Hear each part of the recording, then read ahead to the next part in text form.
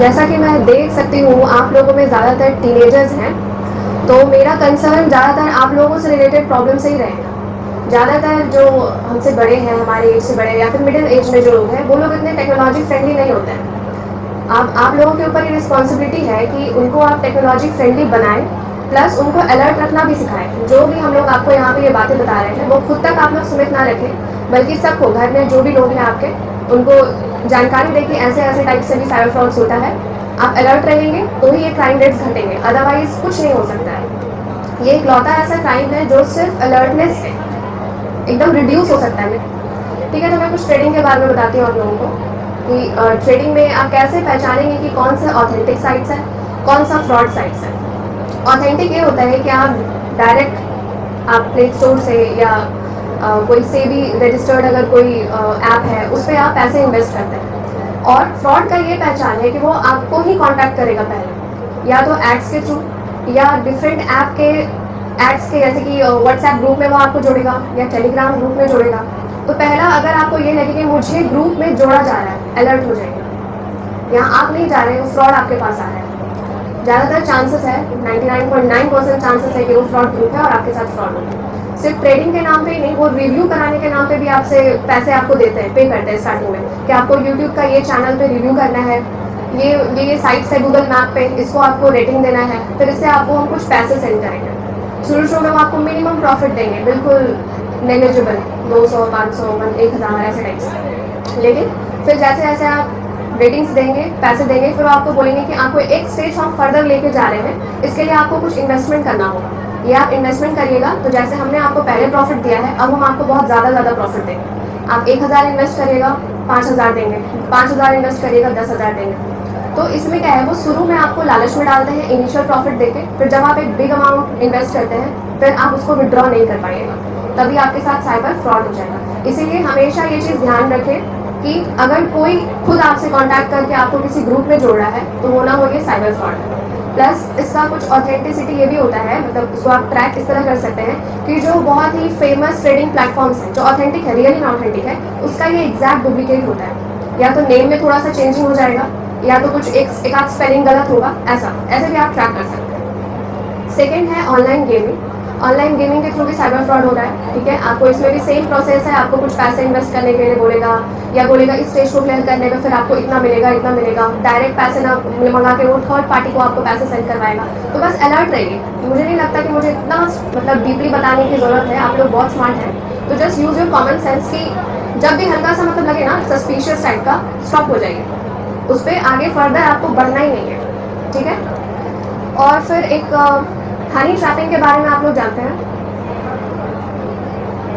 Honey trapping ये होता है कि फ्रेंडशिप करने के नाम पे, डेटिंग करने के नाम पे, बहुत ही मतलब पर्सनल रिलेशंस बनाने के नाम पर आपके साथ साइबर फ्रॉड होता है। मीठी मीठी पहले आपसे बातें करेंगे, आपको अपनी दोस्ती के जाल में फंसाएंगे, फिर आपसे आपकी पर्सनल डेटा, पर्सनल जानकारी, ये सारी चीज़ें लेंगे। और ऐसा नहीं है कि सिर्फ गर्ल्स ही इसके ट्रैप में फंसती है, इवन बॉयज़। ठीक है, तो ये नहीं सोचना है कि आई एम अ गर्ल और आई एम अ बॉय तो मैं सेफ हूँ इससे, ऐसा नहीं है। ये इसमें जेंडर का कोई काम नहीं है ये, लेकिन ये भी है कि ज़्यादातर इसमें जो हमारे पास केसेस आते हैं उसमें फीमेल रिलेटेड ज़्यादा रहते हैं कंपेयर टू मेल।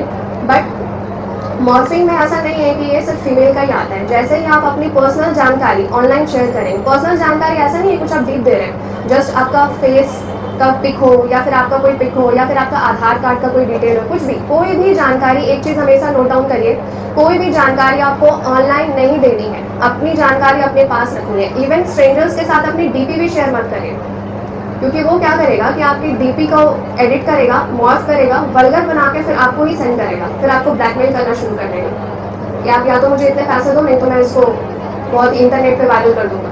बहुत सारे केसेस आते हैं हमारे पास ऐसे, और ज़्यादातर इसमें टीनेजर्स ही रहते हैं, इरिस्पेक्टिव ऑफ द जेंडर। ऐसा नहीं है बॉयज़ एंड गर्ल्स। ओके, तो एक और इसमें ध्यान दीजिए कि कभी भी किसी स्ट्रेंजर से अपनी पर्सनल जानकारी शेयर ना करें। अगर आप सोशल मीडिया साइट पे अपनी फ़ोटो एंड पिक्स वगैरह अगर डालते हैं तो मेक श्योर कि वो आपके कॉन्टैक्ट्स तक ही सीमित रहे।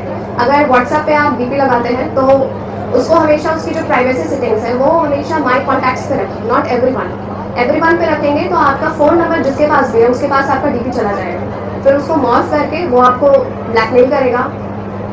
और ऐसा नहीं है कि हमेशा उनका मकसद कुछ फाइनेंशियल लॉस करने का ही होता है, बहुत लोग साइको होते हैं। फिर .apk फाइल, चाहे वो किसी भी चीज़ के नाम पे हो, क्रेडिट कार्ड के नाम पे हो, लोन देने के नाम पे हो, स्मार्ट मीटर, बिजली meter, gas connection, whatever, अगर आपको व्हाट्सएप पे कोई भी लिंक आता है या फाइल आती है जिसमें .apk लगा होता है, तो उसको आप टच ना करें। .apk टच करने से आप अपने फ़ोन का रिमोट एक्सेस उस फ्रॉड को दे देंगे। रिमोट एक्सेस देने का मतलब है कि आपका फ़ोन अब उसके कंट्रोल में है, वो आपके फ़ोन से डेटा, जानकारी, पिक्स, पासवर्ड, सब चीज़, आपका सोशल मीडिया अकाउंट, एवरीथिंग वो हैक कर सकता है।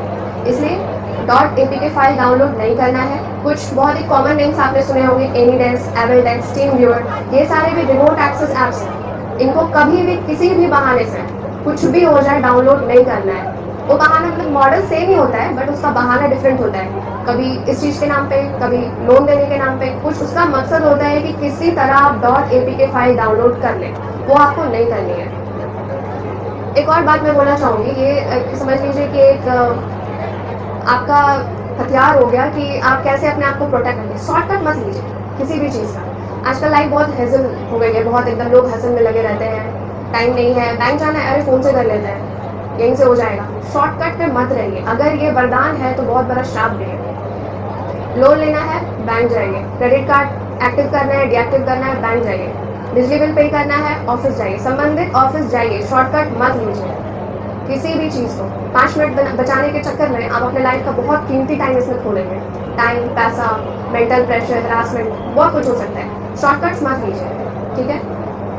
आधार कार्ड तो मतलब आजकल किसी के पास भी इजीली अवेलेबल है, ठीक है। हर जगह एग्जाम देने जाओ आधार कार्ड, फॉर्म भरने जाओ आधार कार्ड, होटल में चेक इन करो आधार कार्ड। तो आधार कार्ड का मिसयूज़ होता है, तो कैसे बचाएंगे अपने आप को आप लोग आधार कार्ड के मिसयूज़ से। जब भी आप कहीं पे जेरोक्स कॉपी देते हैं अपने आधार कार्ड का, सेल्फ अटेस्टेड करके देते होंगे, राइट और रॉन्ग।